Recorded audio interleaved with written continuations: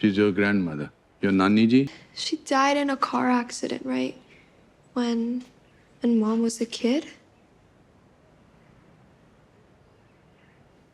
That was a scene from Calorie, a film partly shot in Montreal as well as in India.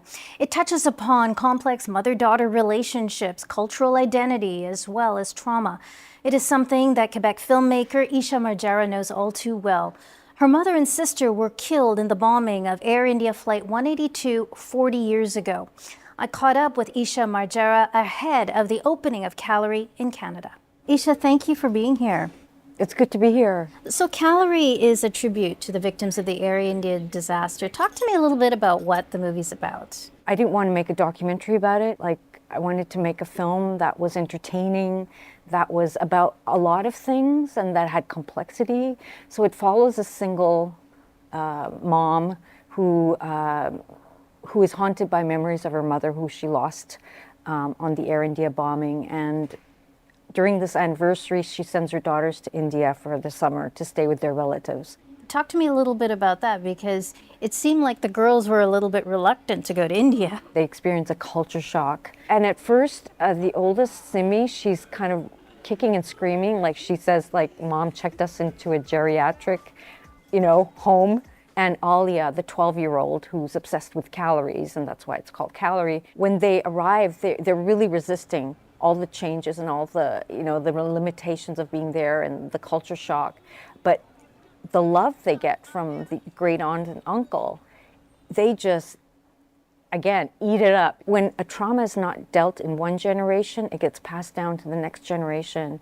And that was one of the motivating factors of making this film. So it really does go beyond the disaster. You really got a sense that this film was also about how you fit in, like who you are. I'm just wondering, what was that like for you growing up? Because my understanding is your dad, you were living in Trois-Rivières, he wanted you to integrate. We were the only Sikh family in Trois-Rivières. My dad was the only turbaned person around. But my father, he learned French in Delhi before he moved here. So we, learned French, and we, ate the food that was there, cornflakes and. So you didn't have Indian breakfast? We didn't have Indian breakfast. He, had us listen to, different kinds of music from Quebec artists and. What kind of music? Pauline Julien, Nana Mascoury, and Claude Dubois and René Simard, like all of these French artists, and so as well as Ravi Shankar and the Indian movies. So it was just like we could just flip one to the other, and it was all normal. Growing up in Trois-Rivières, I felt accepted. It was easy to adapt when the culture makes you feel accepted.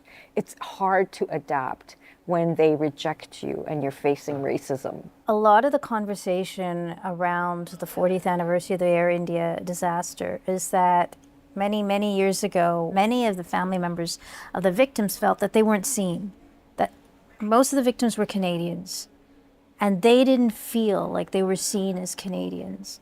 I'm just wondering, given your lived experience growing up in Quebec and how you feel, how much has changed in terms of accepting people and seeing people for who they are? I think we're living in a very hostile climate right now for people of color and immigrants. I think people are tired of politics, divisive politics. I think people are tired of that. They want something that's unifying and something that's true, something that overrides all these differences and touches people. Because people are going to leave the theater, I think, really moved